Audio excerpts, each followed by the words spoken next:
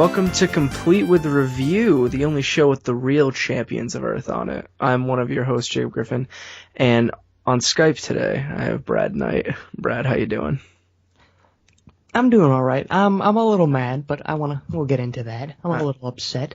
So on this Complete with Review, as you can probably tell by the title, we are reviewing the Roosterteeth movie Lazer Team, which I had seen already beforehand. Brad just saw it today. Yes, because it just came out on YouTube Red, and we literally just saw it 2 hours ago. So it is fresh in our memories, Yep. or not so fresh in my memory, because my memory is terrible today. Yeah, you're having a stroke today, so... I am. My IQ has dropped to like room temperature at this point. So hopefully you don't die in the middle of this podcast. If I do, you can have my stuff. Great, that's good to know. That's a lie. I want it buried with me. So the way this show is going to work is we're going to do basically a brief description of the movie, what we liked about it, what we didn't like about it, and spoilers after. Yes. So kind of like we did with The Force Awakens, where we'll let you know beforehand when we're getting to the spoilery parts. Yes. So I can do like a wee wee wee wee, kind of like a fire engine kind of thing, like warning. I was going to say like SpongeBob when he was the hall monitor. Yes, that's what I was going for. I'm glad you got it. Yes. Brad, why don't you tell me what the movie Lazer Team is about? I wish I could. I can't. Oh, no, I can. So Lazer Team is about it's a sci-fi movie where a pod is crash landed on Earth. They sent a power suit to defend against an alien invasion that we know is coming. There's a friendly race of aliens that says, "Hey guys, you're going to be invaded. Here's a suit. Protect yourselves." And we go, "Okay, thanks, man. Appreciate it." Now, what they tell us a champion of Earth, so it's supposed to be one singular guy that puts on all the pieces of the suit. It's a helmet, a blaster cannon on one arm, a shield on the other arm, and boots. And throughout the movie they make several references to the Greek mythology of what was his name? Perseus. Perseus, yes. So that's kind of where they got the inspiration from. But what ends up happening is our band of four lovable idiots, played by Michael Jones, Bernie Burns, Gavin Free, and I'm gonna forget this other guy's name. Colton Dunn. I looked it up beforehand. Yes. So the four of them stumble into the crash site because they accidentally shoot it down, and they then don the pieces of the suit. And then they go through various shenanigans while training to defend the planet as the champions of Earth. So, first off, I just want to ask you, did you like this movie? I did. I enjoyed it. I think it was good fun. Yeah. I think it accomplished its goal, which was, to sit down and have a pretty lighthearted, funny, not a comedy, so to speak, but a pretty lighthearted movie. I think it's a comedy. I think you can safely say it's a comedy. Well, it is and it isn't. That's kind of where my critiques start, So, I saw this movie in a theater the first time I saw it because I was visiting a friend who goes to school in Boston, and it was playing in Boston next to where his dorms were. So we went to go see it, and it was a really good theater experience, actually. Like I can imagine. There were people there who were clearly Rooster Teeth fans, and we're having a good time with it. I had a good time with it. I enjoyed it. I feel like I enjoyed it more the first time I saw it than I did on the second viewing. You enjoyed it more the first time? Yeah. That's interesting. Yeah. And, so, I thought it was pretty funny. I thought the action was pretty good. There were parts where, I giggled a little bit. I thought some of it was pretty funny. Some of the humor I thought was pretty forced, but, I mean, that has more to do with, I think, the delivery of the jokes than the actual jokes themselves. Right. But yeah, overall, so do you want to give a rating right now at the start, and then, or do you want to wait till the end to give it a solid rating? Well, we'll give it a rating right before the spoiler area. Okay. Let's talk about some more stuff. What stuff did you not like in this movie? Some of the acting and some of the writing bugged me. Like I knew going in that I was not going to judge this movie based on its special effects, because I knew the budget wasn't very big, and special effects is the biggest eater of budgets in the movie world. Like you cannot satisfy the special effects budget. And I honestly, when I saw it, I didn't think the special effects were that bad. There's a couple special effects in the movie that I think look very poor, but overall I thought it looked fine. They were well within what I expected. Some of the stuff actually looked better than I was expecting it to. A lot of the stuff with the shield I thought looked a lot better than I was originally expecting. Yeah, I thought like the laser stuff, like the cannon blasts and stuff, they looked good. Yes. What I didn't like, I thought the boots, like him running around at super speed, because his boots make him run fast. I thought those at certain points looked kind of weird. Like the shots didn't look quite right. See, I feel like the problem with stuff like a running fast effect is there's no real good way to do it, honestly. Well, I hate to compare it to like a blockbuster movie, but X-Men with Quicksilver. Days of Future Past I thought did it pretty good, and I thought in Age of Ultron the running fast stuff was pretty good too. But I'm kind of worried how they're gonna do Flash with it.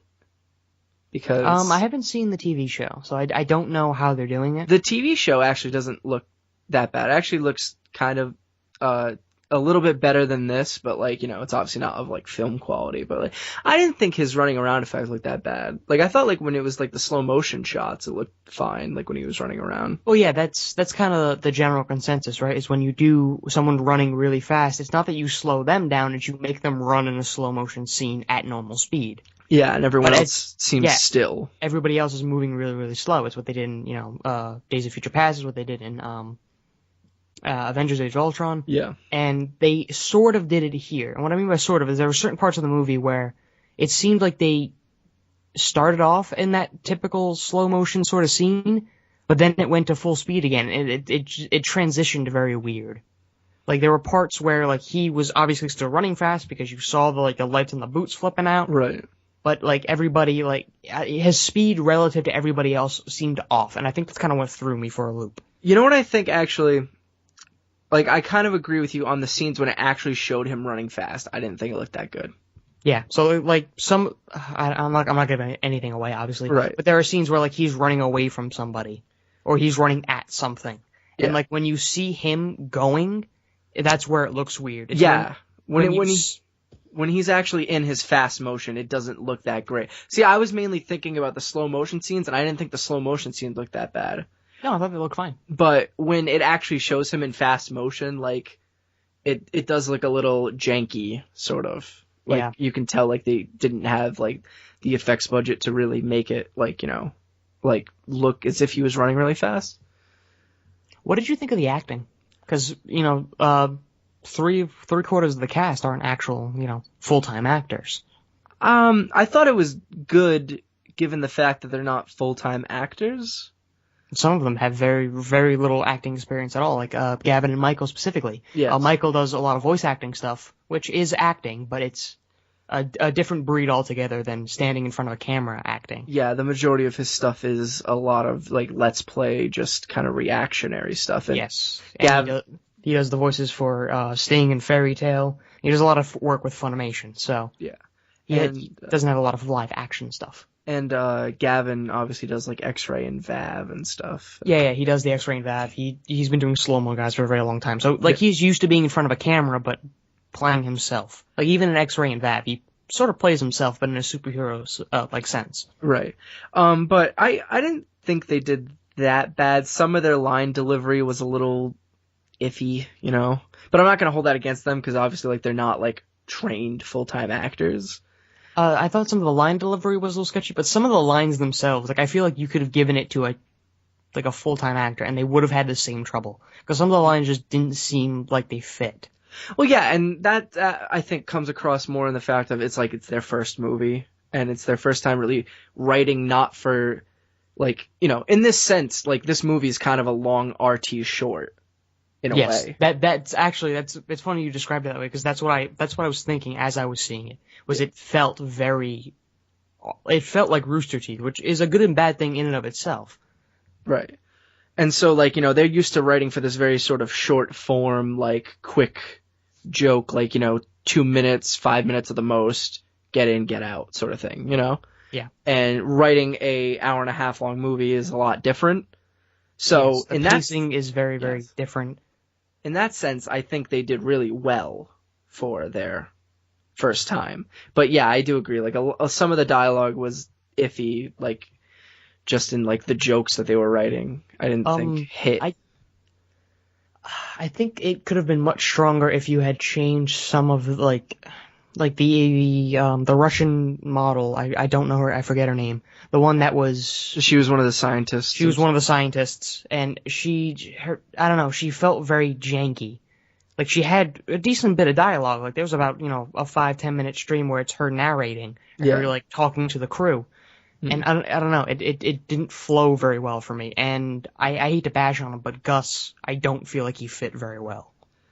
That Russian model scene, I feel like that's just a fact of, she's not, like, she's a model. Like, she's not really. So, like, why is she there? Like, is there a reason they pulled her in, or like? I assume they just needed somebody to fill that role. Why they didn't fill that with one of the Roosterteeth people they already had, I don't know. But yeah, like I feel like anybody could have been pulled in and done that sort of thing, to at least as good as she did, if not better. Yeah. Gus, I felt like he was just doing his scientist from immersion kind of thing.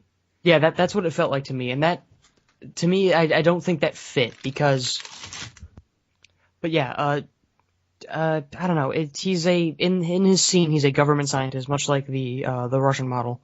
Yeah. And you get an impression that he's supposed to be very professional. He's supposed to be very, he's supposed to know what he's talking about. Right. Just because he's a government scientist, and yet, like you said, he sounds like he's he's the immersion scientist. Yeah. Which they joke is like phony science, which it's not. It's fun, but it's not like Mythbusters kind of science, right? So I feel like I feel like the line was fine, but the character that delivered it was wrong. Like, if you're gonna have Gus do that line, then don't have Gus be a scientist. Have Gus just be like a soldier that said that on the line. Because I feel like if a soldier had said that, they would have been fine. It might have actually been funnier, I think. Like, I liked how overall, like, they didn't try to cram in the Roosterteeth people as in, like, main characters. Like, they had their main character, Roosterteeth people, but, like, I like how, like, a lot of them were just kind of cameos in the background. Yeah, like, if you were paying attention, you noticed them. And, like, if you didn't know, like, Roosterteeth, so, let's say you're going into this movie not familiar with Roosterteeth whatsoever. Like, you've only heard of them, you don't know any of the people, you don't know any of the personalities. Then you're not gonna really pick these people out because they're not noticeable, they're not mentioned, they're not, like, focused on. Like, who was it? I think Trevor. One of the editors for all of the GTA Let's Plays at Achievement Hunter. He's literally just in the background taking a picture in one of the scenes. Yeah. Where if you're a fan of Rooster Teeth, you're going to pick him up. But if you don't, then he's just a bystander. So I think that was the correct way to do that, and they didn't try to, jam all of their own, talent into their own movie, which I was worrying about. I want to say only, like, 6 Rooster Teeth people have, like, speaking roles in the movie. Obviously the 3 mains, Gus, Joel is one of the reporters. Yes. And Chris is one of the army guys. Other than that, I think all the rest is just, like, actual actors. Well, yeah, Blaine had a very short speaking role. Oh, that's right, Blaine. Alright, so, like, 7? Yeah, maybe? But, like, other than the 3 main cast and Joel, every other Rooster Teeth member was either a one-liner or they didn't speak. They were just a background. Yeah. Which I thought was good, because, like, you kind of want this movie to stand on its own, and I honestly wonder how, like, a person who's not a fan of Rooster Teeth would, like what they would think of this movie. Like, I almost want to sit somebody down who doesn't know anything about Rooster Teeth and, like, have them watch this movie and tell me what they think of it. I think it'd be a very interesting perspective, because I feel like I spent most of the movie anticipating where these Rooster Teeth members are going to pop up, rather than actually focusing on the movie. Yeah, I was a lot like that the first time I saw it too, and like trying to find in jokes and stuff. Yeah.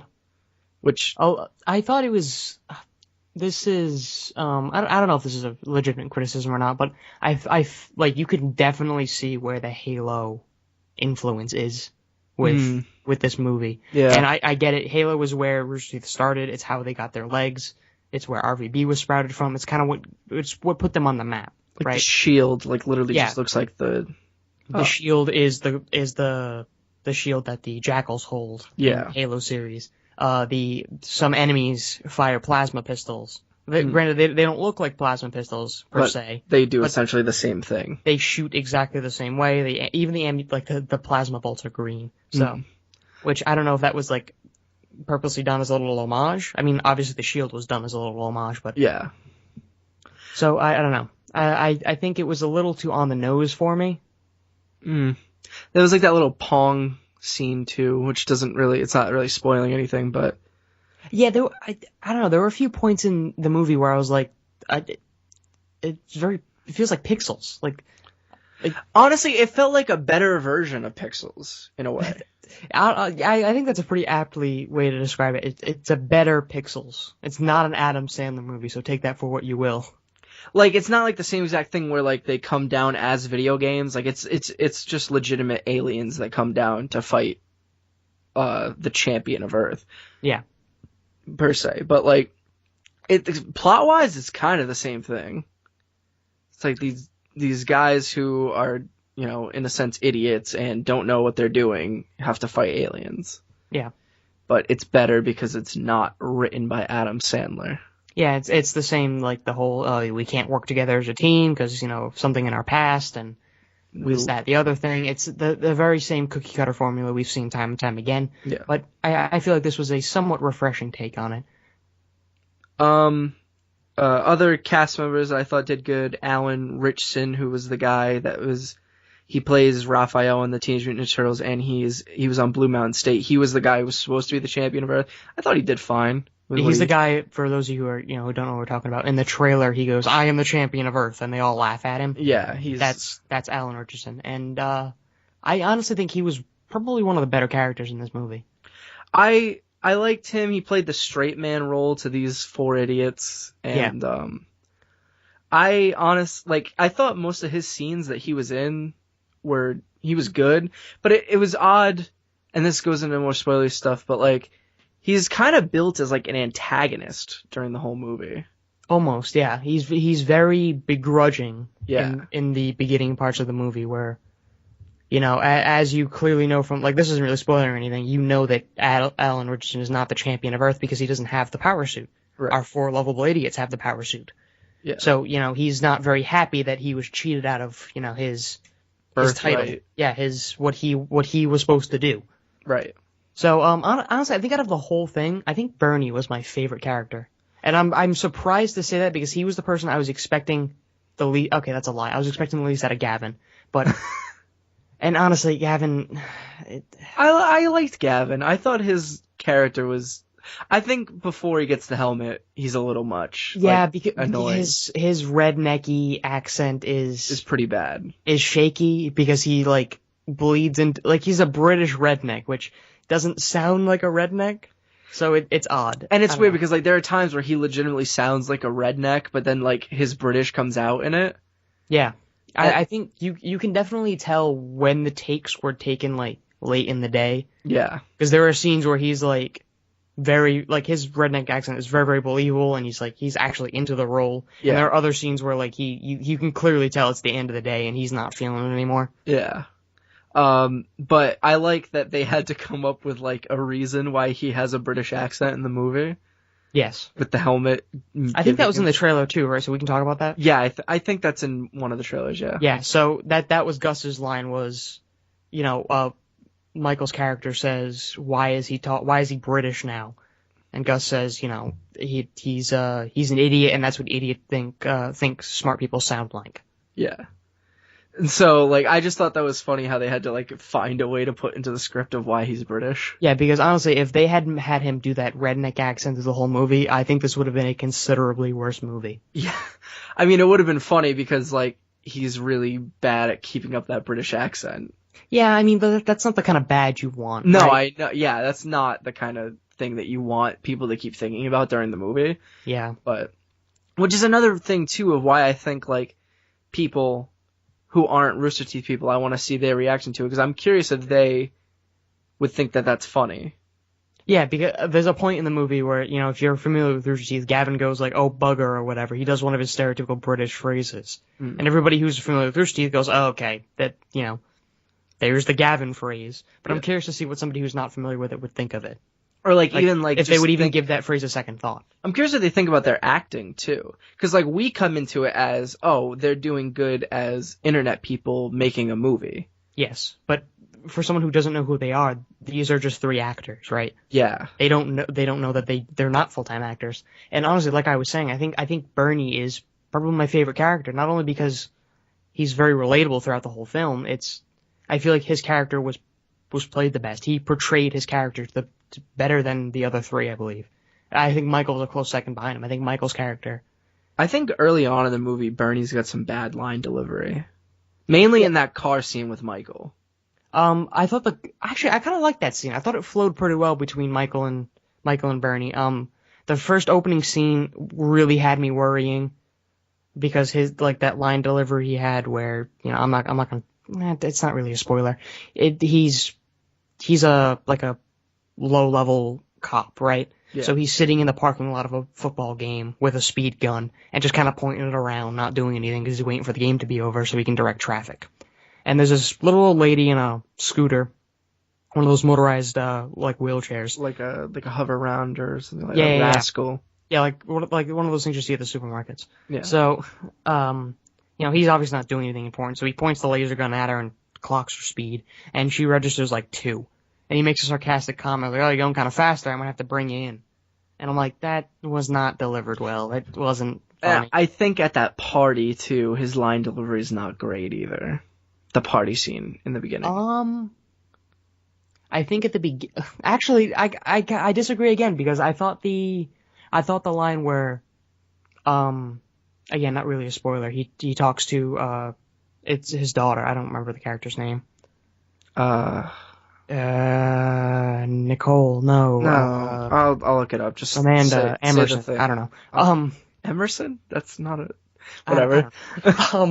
So yeah, he walks in on the party because there was a police call. Somebody was complaining about a noise or whatever. So he shows up and his daughter's at this party and he's like, "There are 2 people in the world who should never see you drinking a beer. One of them is your father. The other one is a cop, and I am both of them." I thought that was pretty well delivered. I thought that line was awful. Really? Her name is Mindy. Really? Yeah. It's Mindy? Yeah, it's Mindy. Why do I not remember that? Are you sure? I'm sure. I just looked it up, so. Okay, I'll take your word for it. But yeah, I thought that line, in particular, during that scene, and I think, when he's outside, I think all the stuff kind of before they become Lazer Team is iffy on his acting part. I thought the whole, they reiterated the Lazer Team thing over and over and over again. I get the whole, they did the Fantastic Four thing, and I hate to say that. I hate to associate this movie in any way with Fantastic Four. It was a better Fantastic Four.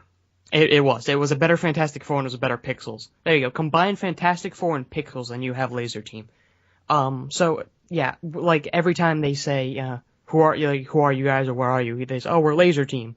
And they did kind of the Star-Lord thing of who? And, they did that, 4 or 5 times. Yeah. And after, the 3rd time, you're like, okay, it was funny the first time, it was tolerable the 2nd time, and now you need to kind of stop doing it. I was worried they were going to do that with the Independence Day joke, because they made that joke twice. And, if I see it a 3rd time, I'm going to be upset. It's diminishing returns on some jokes. Yes, absolutely. But I'm surprised that you didn't like the car scene with Michael and Bernie and the... I thought some of the dialogue was funny. I just thought that their acting together wasn't... All right, so do you want to move into the spoiler section? Because I feel like we're kind of talking a lot about the plot. So. Yeah. So, kind of give our final, thoughts. What do you give this on a letter grade? A letter grade. I'd give it a C+, like a 7 out of 10 C+ kind of area. I'd give it a B-. I liked it more than you, I think. Maybe a regular B, actually. A regular? Okay, so you're quite a bit higher than I am. You're a full letter grade on me. Yeah, I liked it. I would say... I absolutely enjoyed it, and I would see it again. Yeah, I would say if you're a Rooster Teeth fan, you'll definitely enjoy it. If you're... I'm very curious to see how regular people are. I want to show this to regular people. This is I like how we refer to anybody who's just not familiar with the Rooster Teeth as regular people. Well, you know what I mean. Yeah, I got what you meant, but it came across weird. Yeah. You pulled the Bernie on me. You didn't deliver the line very well. And so now we're going to be moving into spoilers. So if you haven't seen Lazer Team yet, don't listen. Go see it. It's on YouTube Red. You can get a free trial for YouTube Red and check it out. It works fine, and there's really no reason to see it. It's only it's an hour and a half. It's a good movie. Yeah, it's quick. It's a quick paced movie.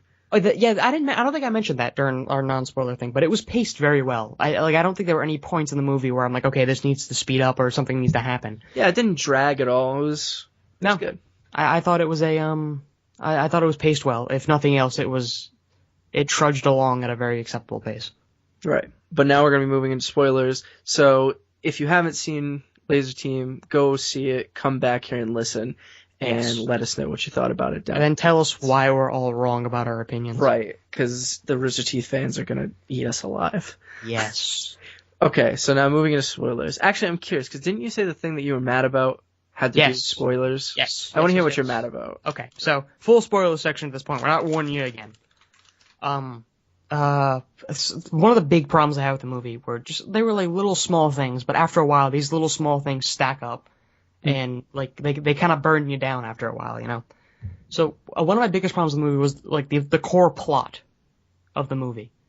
So like I said in the non-spoilery section, you know, the champions of Earth have to fight the alien to save the planet, right? Right. What I didn't say was that if the champions of Earth fail, or if the government doesn't want the champions of Earth to fight, they want to just nuke the mothership. The mothership.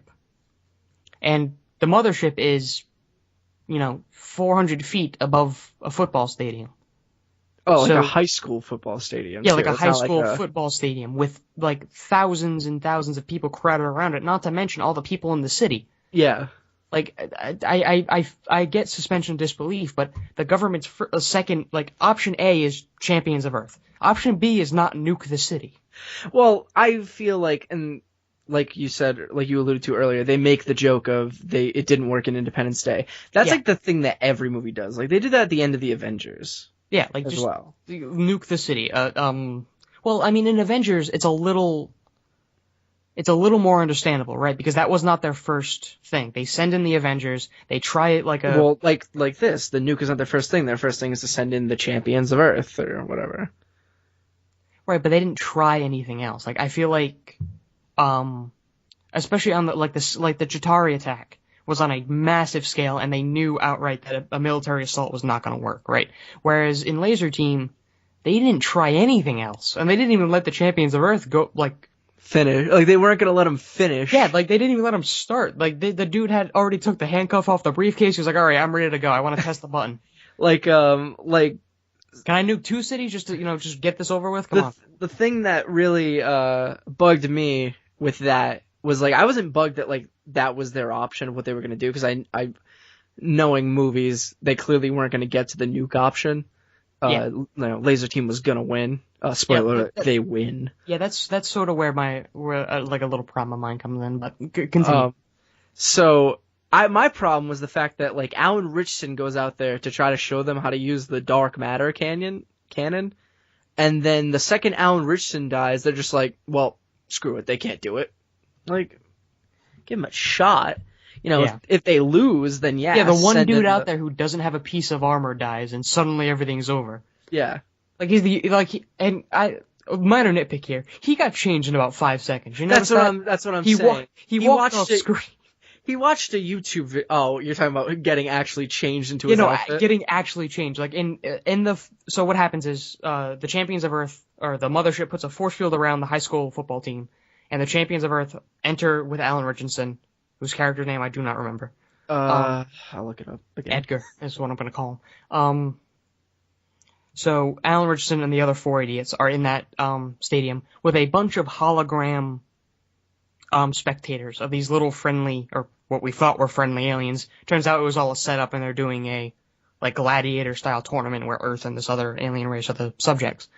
But Alan Richardson's character's name is Adam. Adam, you think I'd remember that? I know, it's such an easy name. But yeah. So he realizes that the Champions of Earth are not doing very well, and they need to figure out how to use the dark matter cannon. Now, rather than explain how to do it like he did once before, he instead decides, I'm gonna make the alien use it on me so you understand how to do it. Well, he didn't have enough time. I mean, yeah, but you'd think that Gavin's helmet makes it so his intelligence skyrockets, right? And the longer he wears the helmet, another nitpick by the way, the longer he wears the helmet, the smarter he gets, the more it adapts to him. To the point where, like, he can immediately analyze almost any situation and figure out a weakness. So I feel like he could have very easily explained to Gavin how to use it, and Gavin would be like, okay, I gotcha, let's do this. You know what I don't get is that Gavin's helmet, like, made him know a lot of stuff.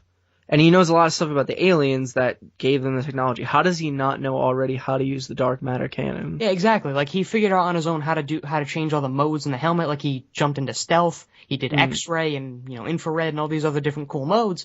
You would have think that, he'd figure it out eventually, because the suit doesn't know that it's going to get split up. So the helmet carries the information for the entire thing. That's how Gavin knew how to boost the shields. Exactly. Or like how Gavin knew, like, it flashes for him when something's about to hit Bernie. Yeah, so, like, Gavin has, like, omnipresent vision of the entire battlefield at almost all times. And so, my nitpick with the Alan Richardson changing thing was he walked off screen when he realized that the champions were failing, comes back 5 seconds later in full riot gear with a shotgun and a shield. Yeah. Like, there's no pause. It's like 5 seconds. He pops back on screen in full get up. Yeah, alright. Continue what you were going to say, though, but I have a problem with just his character in general. Alan Richardson? Yeah. Alright, so, the other weird minor nitpick that I had was, the aliens in the spectator stands in the stadium. They're all cheering and waving and whatever. And so at the end of the movie, when they shoot the two dark matter cannons at each other and create this little, like, black hole thing and suck everything inside, it sucks all the hologram aliens in with it. And my first thought was, that's not how that works. Yeah, I think it was just a little funny sight gag. Yeah, I don't know, that looked weird though, like... I know, I feel like it was just a sight gag, just to, have like a little joke at the end, like, oh, look, it's sucking in everything, I mean, in those aliens look terrible, too. Yeah, the first time I saw the bad guy aliens, well, okay, this is going to be hard to describe. So the aliens that gave them the power suits are called, something with an A. Forget their name. They're little short, like, E.T. dudes. Antarians. I just looked that on my own. I didn't even look that up. Yeah, the Antarians. So the Antarians, we find out, are actually the bad guys because they're putting on this gladiatorial-style tournament where they're making worlds fight each other and blowing up the loser. Yeah, it's like a March Madness bracket, they describe it as. Yes. Michael makes the joke of a March Madness bracket because, of course, the jock knows sports. Exactly.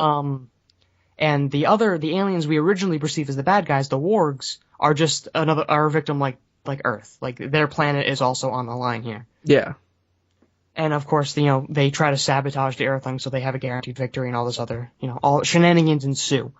Right. But, yeah, when I first saw the Warg aliens, they did a sort of on-screen hologram sort of thing and it was kind of a faraway shot, so you didn't see them up close.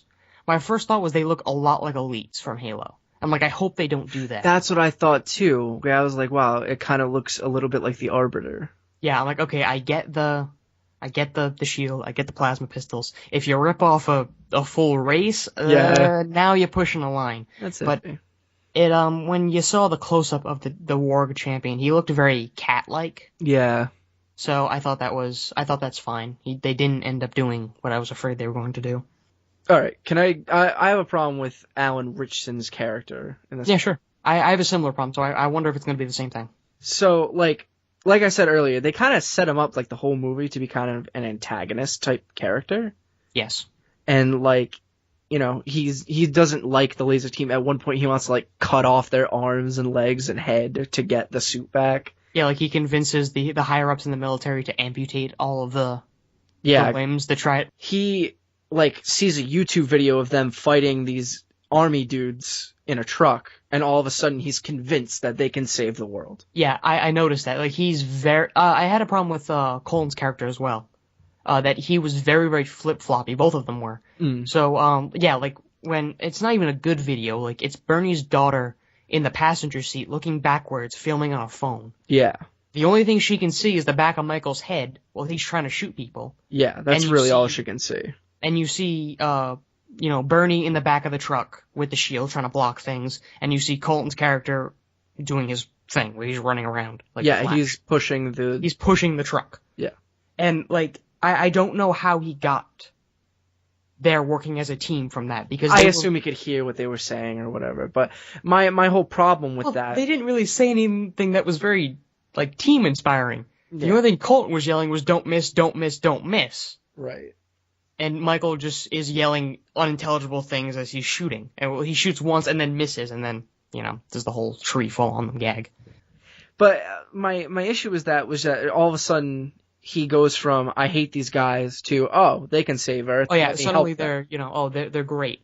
I thought the scene where the infected soldier grabs Bernie's daughter, right? Right. And is holding her hostage and says he's gonna kill her, and then Gavin's like, Bernie, open. I keep referring to them by their actual names because I don't remember the character names. Yeah. So Gavin says, Bernie, open your shield. Michael has a shot. He's gonna ricochet it and shoot the guy. I feel like that scene was a much better example of their teamwork than the scene in the truck. If they had shown that scene to Alan Richardson's character, and then he went, okay, they actually know how to work together, then I would have been perfectly fine with that. But instead, they saw a shaky YouTube video filmed in the passenger seat of a Jeep. Yeah. I remember that bugging me. That was the main thing that bugged me in the movie. Was that Alan Richardson's character just all of a sudden just turns around and he's like, these guys are cool. Colton's character did kind of the same thing, and that bugged me for similar reasons. Where, like, you could almost flip a coin. Like, he had two emotions throughout almost the entire movie. Was either, screw this, I'm not participating, or I'm all behind you guys, let's do this. Like, there was no middle ground, and there was almost no reason as to why he flip-flopped. Also, they tell his backstory way too late in the movie. Yeah, they pulled a lot of the pronoun game in this to, use a CinemaSins term here, where they allude to the fact that Bernie's character and Colton's character have a backstory, presumably in football, because that's where a lot of this is centered. Michael's character is a quarterback, and I believe Colton was a running back, and Bernie was I think a lineman or something. Yeah, because he was supposed to defend Colton. Yeah, I don't remember. But, you don't find out their actual backstory until Michael's character, confronts them about it, because he's curious at, the hour and 20-minute mark. Yeah, it was, right before the final battle, we finally learn, why Colton hates Bernie. Yeah, so, you get this whole animosity feeling between Colton and Bernie. You get several scenes where they're fighting with each other, and you clearly see that they don't like each other, but, there's something between them.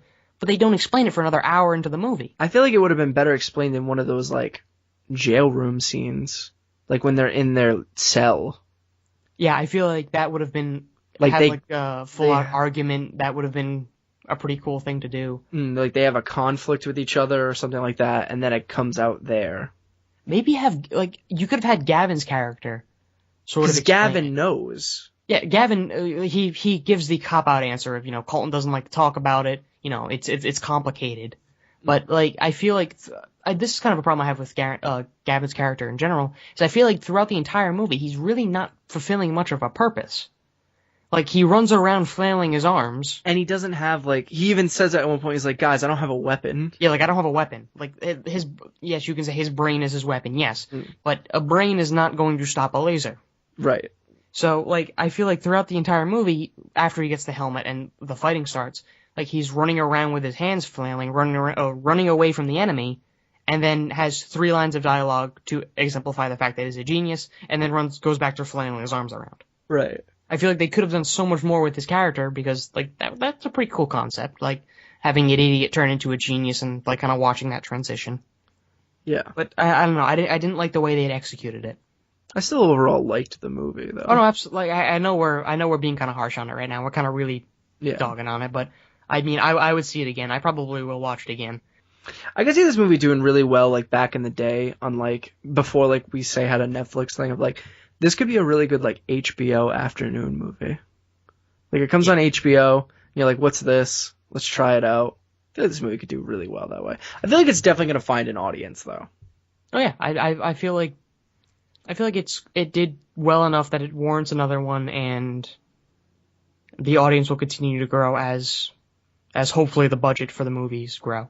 I really want to see Rooster Teeth do a different movie first before they do a Lazer Team sequel, though.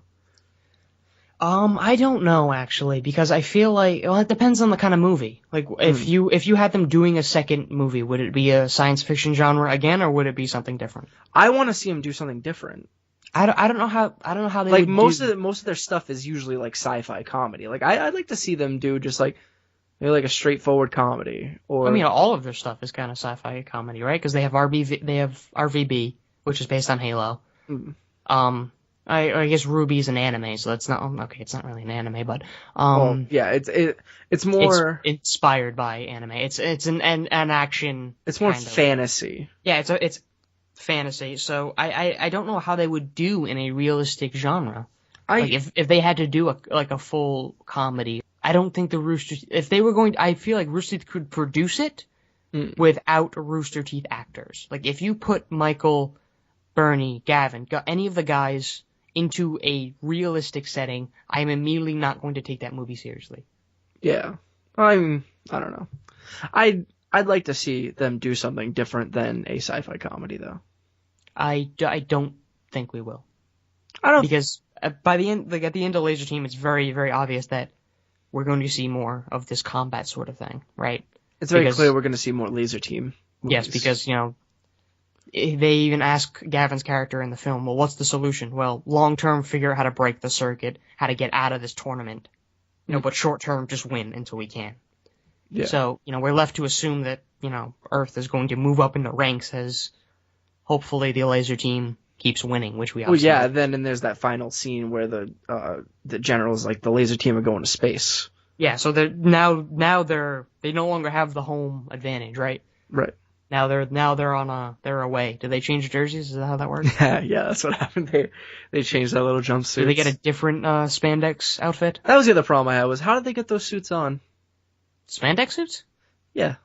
How did they get them on over their things? Oh, I thought you meant just how do you physically put I one know on? I know how to get into a spandex suit. I've mainly had the problem if they had their little things. How do you things. know that? You know what? Don't answer that. I don't want to picture you in a spandex suit. Yeah, you just reminded me, actually. Thank you for reminding me. But, Gavin at the end makes a comment where I was hoping they wouldn't bring light to this, because if they didn't, I was gonna let it pass. But they brought light to it, and it bugged me.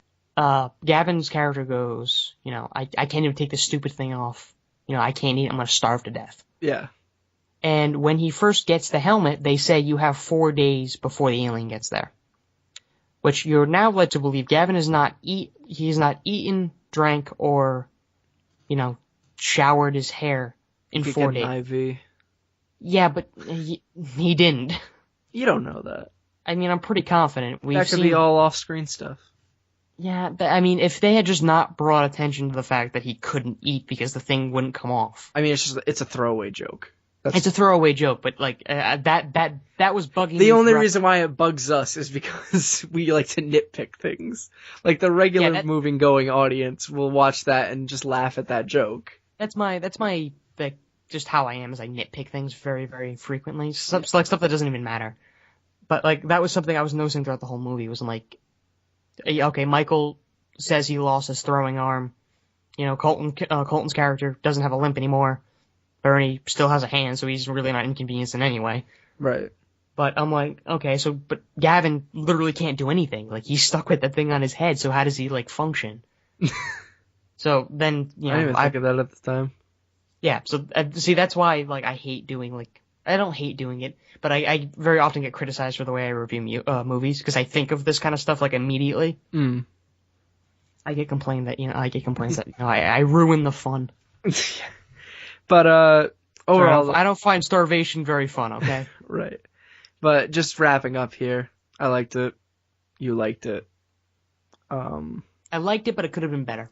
Yeah, I feel the same way. I liked it, could have been better. It was definitely better than I expected, based on the way most YouTube people go into making movies. So what do you want to see for improvements in their next movie? What are the main things you want to see improved? Regardless of the genre. Writing, some of the, jokes at least.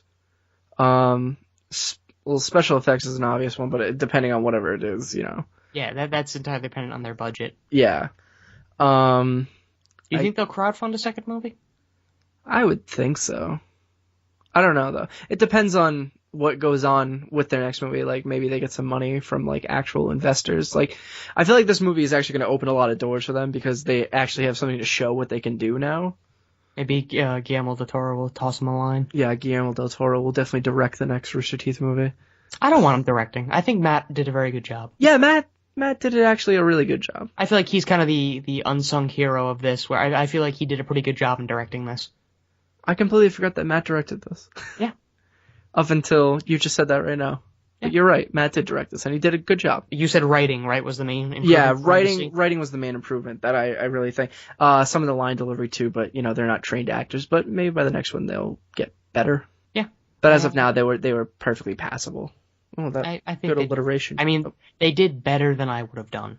Yes. That's what I think, which is all I can really ask of them. Right.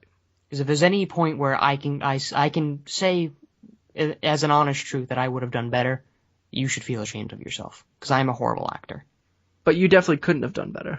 I couldn't have. I mean, I might have been able to play Gavin's character, just because I think I can do a poorly presented redneck accent for about 20 minutes, but I don't think I could pull off the British thing, though. No. I'm not very British. I can't even try to do a British accent. Don't. But I agree. I think the writing and the acting are the two things they should definitely work on for the next movie. Wrapping it up, I said B, you said C+? No, C. C? No pluses in this. I thought you said C+. Nope, C. Solid 7. So B, C. That's what we thought of Lazer Team. Maybe I will give it a C+. I'm not that harsh. I'll give it a C+. Make up your mind when you're rating it. I can't. I'm very indecisive. You have tilted my opinion, Jacob. Right. I blame you for this. Well, that's what we thought of Rooster Teeth. That's what we thought of. That's what we thought of. I had a good outro that you messed up. I ruined it all. That's what we thought of Lazer Team. Let us know down below in the comments or email us or whatever. There's plenty of places where you can put a comment. So let us know what you thought of Lazer Team overall. You can do that completewithdlc@gmail.com. You can hit up the show on Twitter @completewithdlc. We also have a Twitch, Complete with DLC, on that as well. On YouTube, we are also Complete with DLC. That may be where you're seeing this right now. All of these are audio podcasts that you can find on SoundCloud, iTunes, or Stitcher. If you like to listen to it audioly. That's not a word. It is now. If you want to get in touch with me personally, you can get in touch with me on any sort of social media @itsjgriff, ITSJYGRIFF. Brad, where can they get in touch with you? If you want to get in touch with me, you can do that on Twitter. I am KALGNE on Twitter. You can also get in touch with me through the show email, just direct the question at me. But the most effective way to get in touch with me is going to be through Battle.net, as odd as that sounds. So if you want to get in touch with me through Battle.net, maybe play some heroes with me, or just have a nice friendly chat, you can do that by adding Brad1261 to the add a friend thing. It is Brad1261. This has been Complete with Review. I am Jacob Griffin. I am Brad Knight. And thank you for listening.